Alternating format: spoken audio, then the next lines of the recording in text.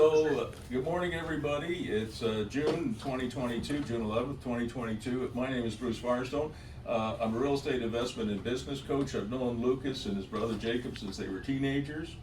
And I remember when they were starting Instant Lawns, and some of the other things that they've done have been really fantastic. So what happened was I've been coaching in this field of contractor yards for about 7 years now.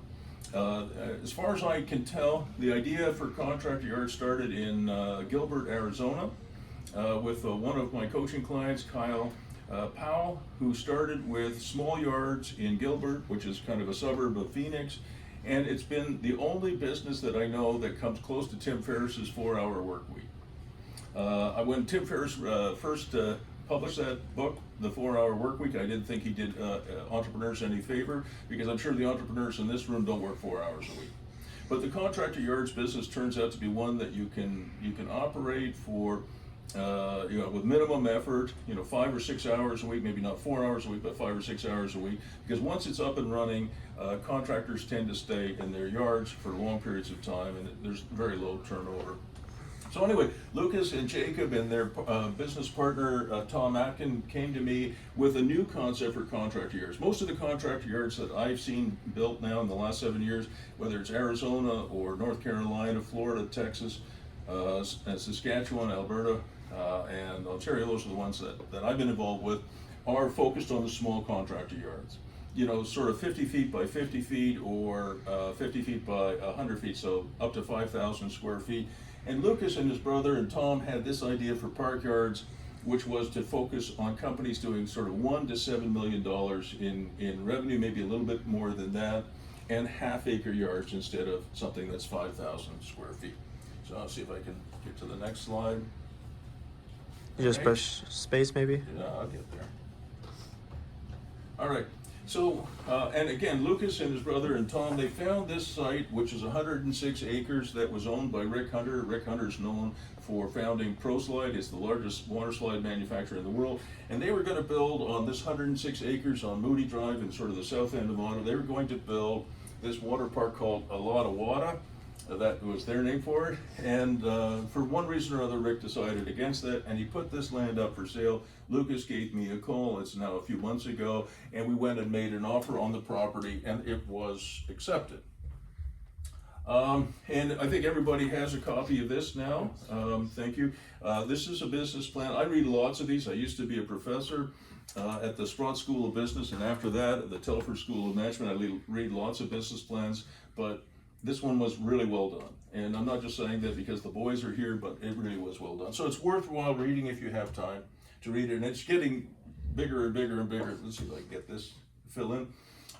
So I really do think there's some innovation here, not just the larger scale yards, but there's some other things that they're doing. And basically the idea is to provide a half-acre yard with a Quonset hut or a coverall. And so you've got a gravelled yard, you've got a fenced yard, and some other things that I'll talk about in a minute that is there for you to develop your business.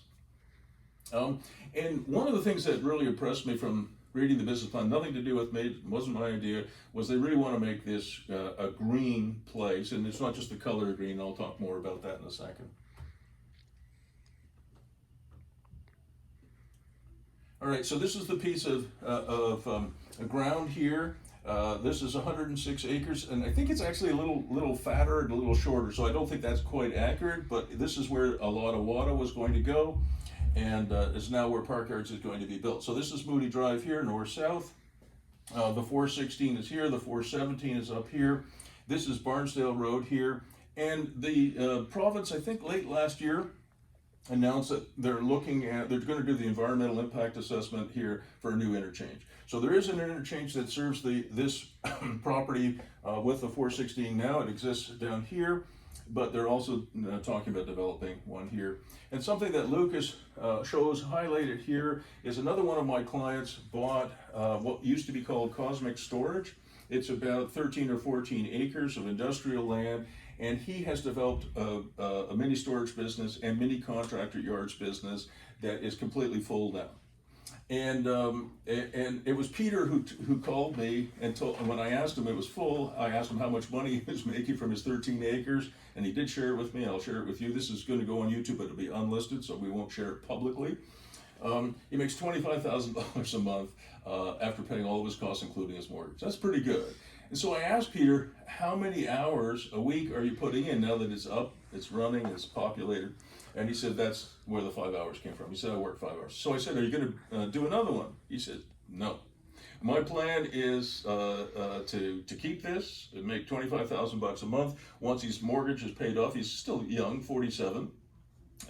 Once the mortgage is paid off in the next 7 or 8 years, his cash flow will jump to $35,000 a month. So what are you going to do with the extra time? He said, I'm going to play. I'm 70 years of age. He's the first client ever to tell me that he's good and he's just going to enjoy life. So I thought that was pretty cool.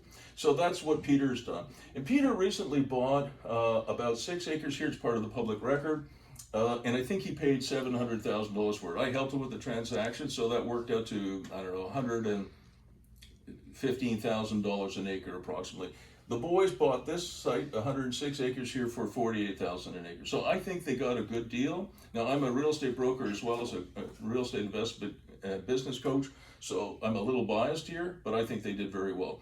Both Lucas and I think within the next few years, this site will probably be worth $150,000 an acre. They bought it for $48,000, so we think they've done pretty well with the purchase. Let's see if I can get it moved on here. This is a quote from Lucas. When one side of your business is shifting and the other side is also moving around, you damn well better nail down the middle. I think that's a pretty good quote. And one of the things I've been picking up in terms of change in our economy, our international economy, is that industrial production, in my opinion, is going to reshore. We can't rely on our international partners, whether it's China or Russia or some of the other countries out there. So you're going to see that, in my opinion anyway, Mexico, Canada, and the United States will form their own little trading group. They already have, and that industrial production is going to go up. It already is. I own one property with some workshops in it, for people who have a side hustle. These are small workshops, like anywhere from 200 square feet to 1,000 square feet. So they're small. Demand is off the charts. Everybody seems to have a side hustle, and there's lots of industrial production going on and reshoring from overseas to Canada, the United States, and to Mexico. So I think Lucas is right to focus in this area, and also I think the future bodes well for this. That's my opinion anyway, of what I think is going to happen. So do you want to comment on this one, Lucas? Well, I most people in the Ottawa area at least recognize the name Diamond Storage. Huge success story here in Ottawa, and Glenn Luckman and his partner Brent are expanding rapidly into Toronto, and I think maybe even some other spots as well. And the key to this is that storage is a massive billion-dollar industry or multi-million-dollar industry. Multi-billion. Yeah, and there's small storage spots in Ottawa. There's storage yards like Peter's that we just saw at Just the Spot, and then there's Diamond Storage, which shows that you can have a beautiful storage business as well, not just just functional but beautiful as well.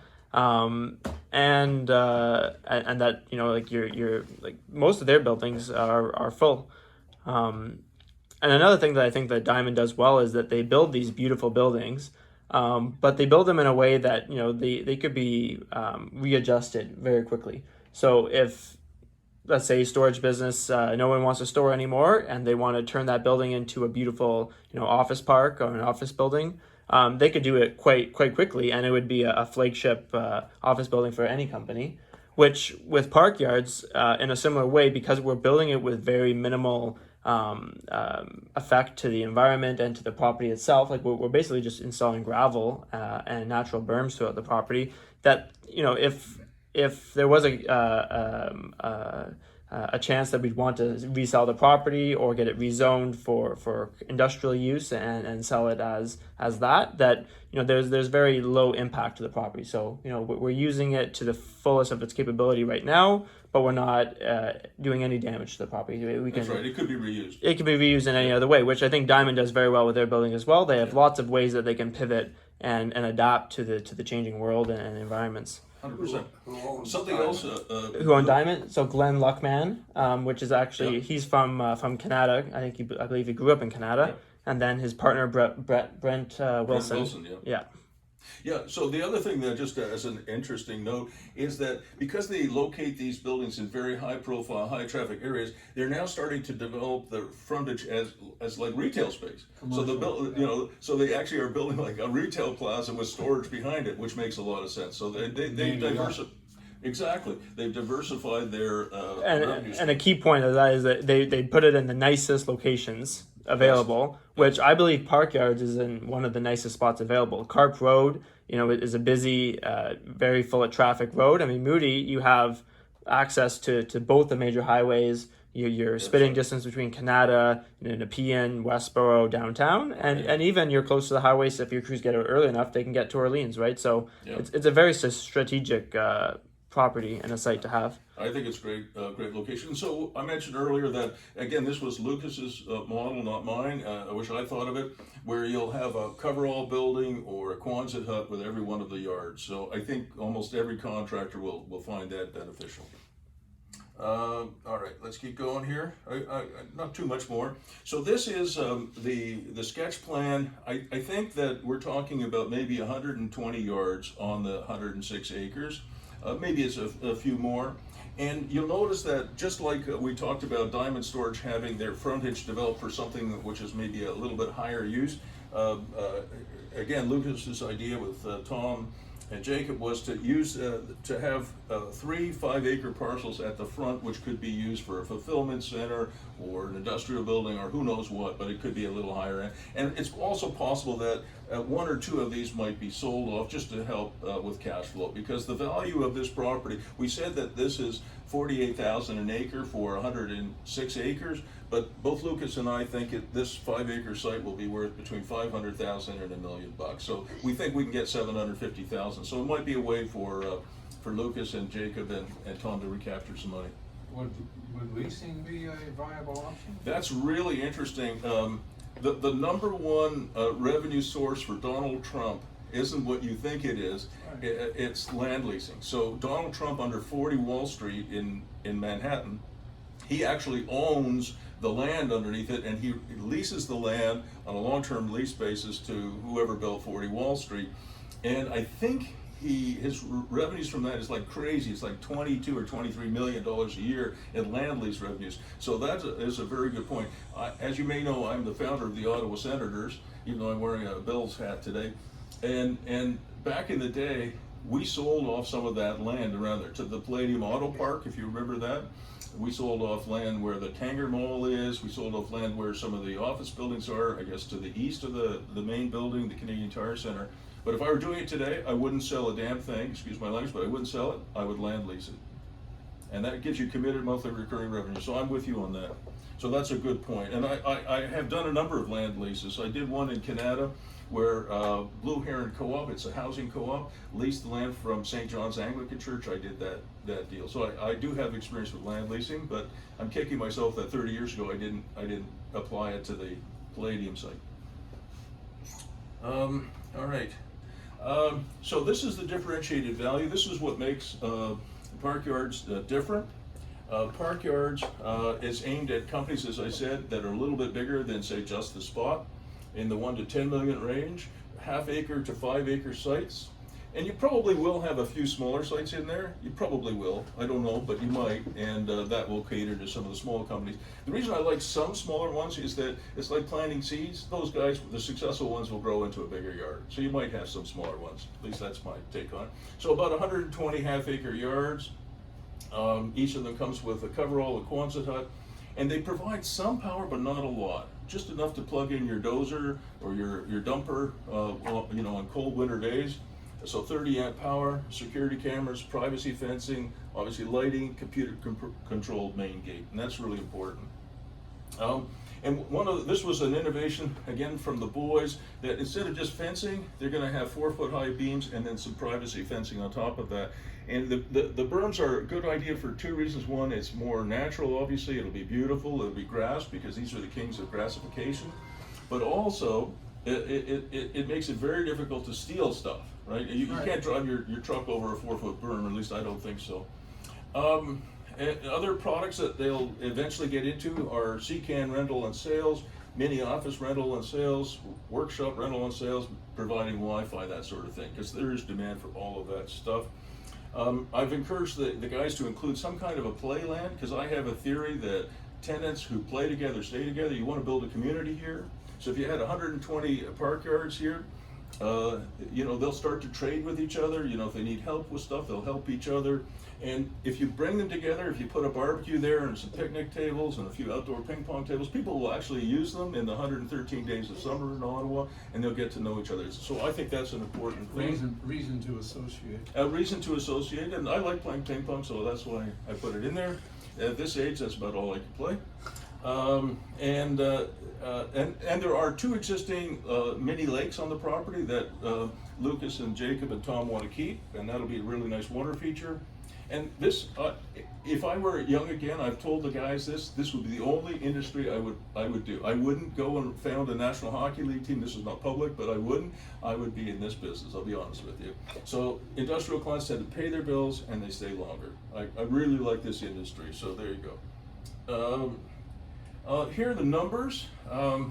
So it'll be hard to pick up on the numbers, and I have a spreadsheet on this that Lucas and I developed, but I'll just give you a sense of it. Each yard is going to rent for about $4,000 a month plus HST. It's a half acre. It includes a Quonset hut or a coverall.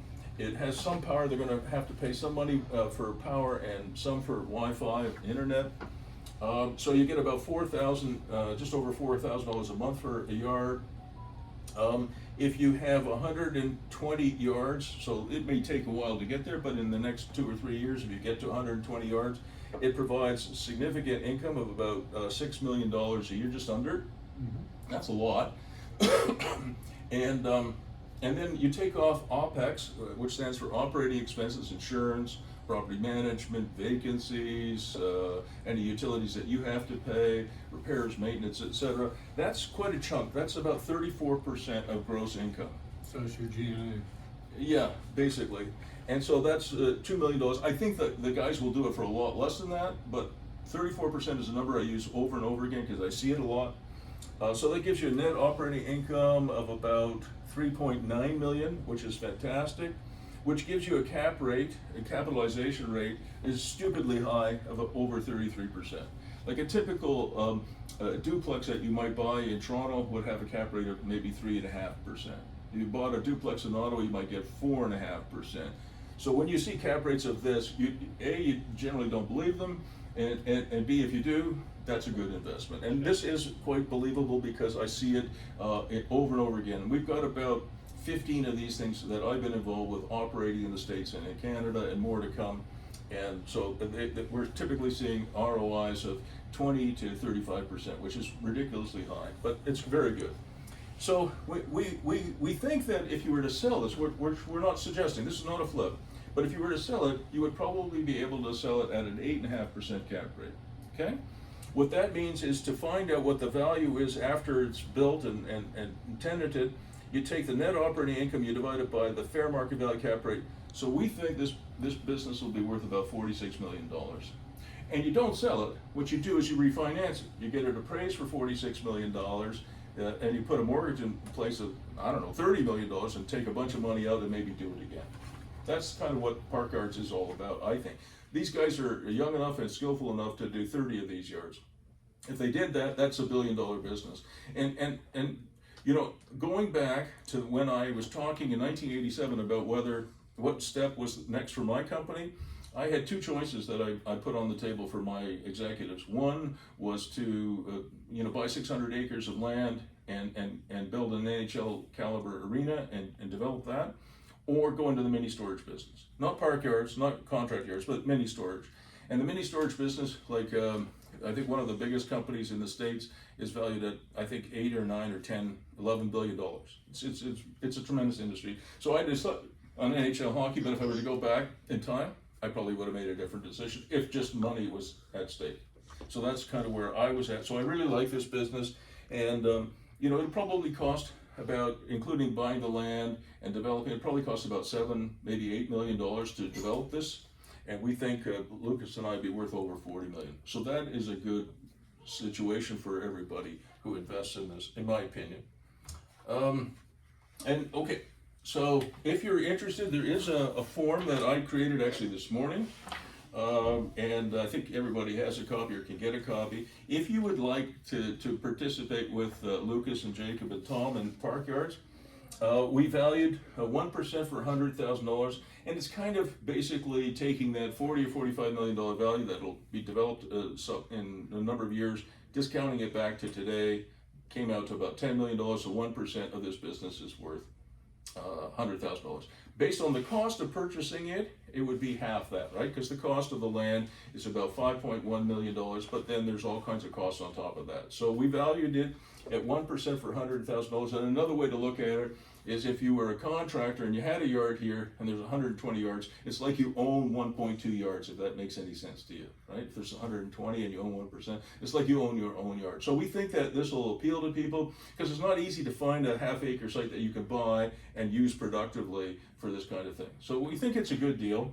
The deposit, if you're interested, which would be refundable, is $10,000. I guess it would go to Lucas's lawyer in trust, Matt Landry. Yep.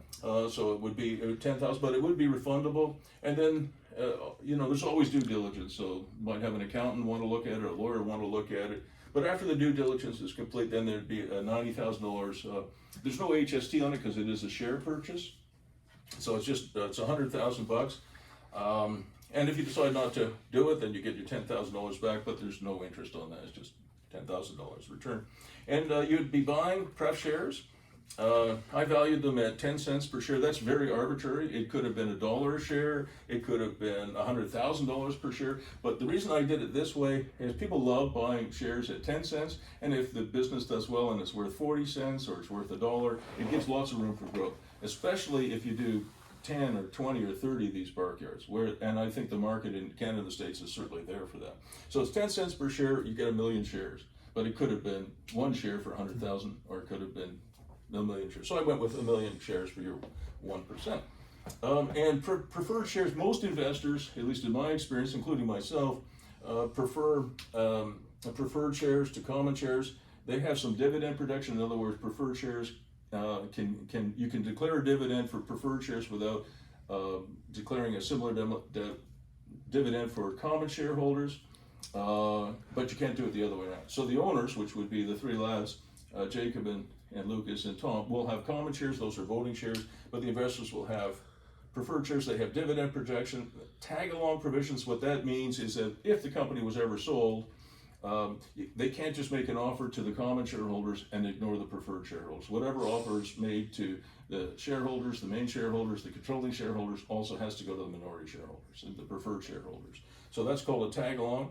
And then, of course, if there's ever a sale or wind up, preferred shares get paid before the common shares. So those are the good things. They are non-voting, which in some ways is a benefit, because when you're investing in this, if you do decide to invest in this, you want somebody else to run it. Basically, as in most investors, they want to go to a meeting once a year, hear how well they're doing, get a check, and that's enough. Leave the operations to the three younger people. And there is, usually I put in this agreement, this is what Matt Landry, the lawyer, will do. I'm not a lawyer, I'm just a lowly engineer. But what I usually put in there is some kind of a share buyback provisions. If somebody, a minority shareholder, ever decides to sell, there usually is a formula that I use to do that, where, for example, let's say I was an investor and I say I'd like to, sell my shares and go to Costa Rica and smoke cigars and drink rum. Then there's a formula for evaluating it. Typically what you do is the company appoints one valuator, I appoint one valuator, and those two appoint a third. And then it's the two closest valuations that are averaged to determine the sale price. That's the fairest way and the fastest way to get out. And you can see that if you have three valuators, one appointed by the company, one by me, and one the two have agreed on, this formula forces everybody to be reasonable. Because say my evaluator wants to say, oh, my shares are not worth 10 cents a share, they're worth $20 a share. And your evaluator says, no, they're worth 40 cents a share, and the third guy says they're worth 42 cents. The two closest are averaged. Do you understand, Lucas? And my guy is just thrown away. So my guy, even though he wants a high share price for me, has to be reasonable. And usually that results in something Very good. Oh, running out of time. What do I do here? Just click the X at the Oh, top. X, okay, I can't see it on this. You'll have to.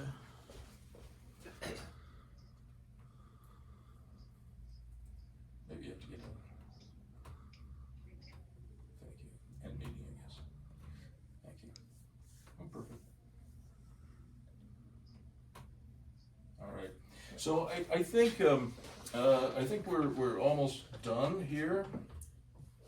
Yeah, so I put up Lucas's contact information there. I think you all know Lucas at instantloans.ca. And just so you have it, my email address is bruce@brucemfirestone.com. bruce@brucemfirestone.com. I gotta put the M in there, it doesn't get to me. Just before we stop taping, any other questions? Yeah. Of course. Have you considered doing it via an IPO and listing on the CNX or TSXV or something like that? That way at least your shares are marketable. I can see all you guys are great promoters. You could probably do a hell of a job with the stock. It's sort of one way of becoming liquid. 100%. Yeah, I like that. The question was, would you ever list this park yards? And I think the answer is, I think that would be a really good strategy once you have maybe 2 or 3 of them. Like typically what you do is you have one that you've established, it's going well, maybe you buy a second one, and then you have the credibility and also the heft to look for a listing. But park yards, I mean, especially since these guys are so young and they are talented, I mean, if this were trading just privately, you know, at an 8.5% cap rate, that implies a 12x, if you know what I mean. 1 divided by 8.5% is sort of 12x. But if you get a listing, you know, on you know, one of the stock exchanges, you're looking at anywhere from 20x to maybe 40x. So in terms of exit strategy and liquid, being more liquid, that is a tremendous idea. Anything else? Before we stop taking. Do you have any questions there, Andy or Brady? One question. This mentioning what you just brought up. Sorry. Is the thought of, I'm looking at, this is not just going to sit the way it is. This thing looks like it's going to sprout like mad. Where the next step would be possibly in the franchising, because it's going to sprout so fast that how are you going to handle it? So go into an alternative. That's really interesting. Because all over the country, and my neighbors are in front of my house every day, every morning, looking at this lawn that was just looked like a Calypso pool when they first sprayed it. And like, what is this? Now 6 weeks later, no, is it 6 weeks? No, it's 4 weeks now. 4 weeks, yeah. 4 weeks. I had to cut the grass yesterday. I had to phone Luke and said, like, what's going on? This thing is so thick, but it's not this high. It's like this. Yeah, I believe you. So the question is, can you say it again? What was the question? the question is, the way it just brought it, we're going to the stock market. Yeah. Is going also To setting up franchising. for franchising, because I think it'll sprout so quick. Yeah. Do you want to really be held with a huge animal? I think that's a really good point, because Lucas's sister, Jacob's sister, Natalia, runs Hippo in the Bathtub, which is where we are today. And I just learned from Lucas this morning they got a design and maybe a utility patent on their pool and pool technology, and some of the developments are going to do. So they know something about intellectual property. Mm-hmm. So if you have some intellectual property, which you do because of the differentiated value that I talked about, which is really yours, then you do have something to franchise. I do think so. And I do have a client in Florida who is in the business under a different brand and focused on the small yards, who is franchising it. So he is doing exactly what you said, and he's in his first year of franchising, and he's got 16 signed up, and that didn't take very long. So this is also a possibility. I have one more question. Yes, for sir. the 105 acres. Some kind of on-site sanitation facilities. So Lucas came up with this idea that he would like to have, at some point, he'd like to have central water supply and septic or sewage disposal, Mhm. and he'd like it to be one system that feeds all of the lots, that services all of the lots. Well, it's funny you bring that up. I was to a plant down in Toronto, just outside Toronto, about 3 weeks ago. And that plant actually makes his pool chutes for his water parks. Wow. And Kelly's got patents on a whole new septic system which is going into Renfrew County. And it is, bar none, probably the leading type of process at the moment. And I believe the state of Florida is just about to give the full approval to put it down there. So that would be a good combination in what he has right now. It's fantastic, and again, that was I didn't put that as a differentiated value because that is going to be in phase 2. Because putting in the pipe services is not cheap, but these are typically small bore sewer systems, and they work on like a suction basis, right? And they're pretty efficient, and there are other people who do it, but I'd be interested in hearing more about it. But it definitely is a phase 2 idea, and it's part of the differentiated value. Because if you don't have that, if you had a half-acre site, and you had to provide stormwater drainage on that site, and a septic field on that site, and a well, it's very expensive, but that would probably take up your whole friggin' site. Well, not with this system. It doesn't require a septic field for the effluent. Wow. And it's all newly patented right now, just as we're looking at. All right, so we'll kick that ball down the road, but I think that's relevant. All right, are there any questions from you guys on the phone? Andy and Brady. Andy? I got something. It's Andy Vanright speaking. Hi, Andy. Bruce, first of all, I'd like to thank you and congratulate you on many years ago, back in '87 and '89, you brought in the palladium, and you created a lot of work for a lot of people, and you need to have some for that. No one's ever told you that, because the economy was in rough shape, and you put a lot of people to work.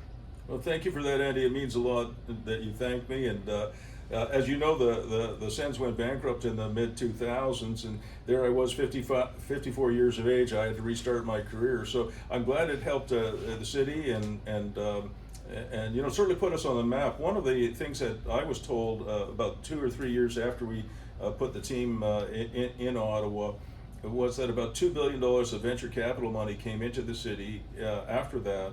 And it put us on the map in the United States, especially in a way that we weren't able to do on our own. Yeah. Anyway, that's my 2 cents that I have to say to you. I admire you very much, and thank you. Because I'm here, and I know what it was like. We had a big recession at that point. Yeah, it was a huge recession. That's my cautionary tale. I'm very hesitant to do anything on this scale. I'm listening to the presentation, and I think there's a lot of money out there right now, and this should work. Yeah, I think it will too. Okay, Brenda, you got anything? I was just curious how many investors you are looking to bring in. So I don't really know the answer to that. I was suggesting to Lucas and the guys that they do 10 of these, right? So they raise $1 million, but it could be more than that. But I think 10 is a good number. Sorry about that, Brady. Yeah. No, it's all good. No, okay. I was curious what kind of share percentage would be investors. Yeah. So what I said was that each investor gets 1% for $100,000. And by the way, I did put in here, I think somewhere in here that there's some bonus materials for everybody who invested. You get a baseball hat and a T-shirt. So you definitely should throw your $100,000 on the table. Yeah. Hey, Andy. Andy, I'll tell you a funny story. When I was with the Senators, I couldn't believe how many people would travel like 120 miles because we were having a free T-shirt night for the MBNA Bank. They spent by gasoline and then parking and then the tickets and then the hot dogs and the pizza and whatever else. They were spending hundreds of dollars. But oh my God, they got a free T-shirt worth $6. So I put in this that there's swag for every investor. All right, guys. All right. Sounds good. So I'll touch base with you, Brady and Andy later on. And thanks for joining. All right, guys. Thank you, guys. Brady, Andy, have a good rest of your weekend.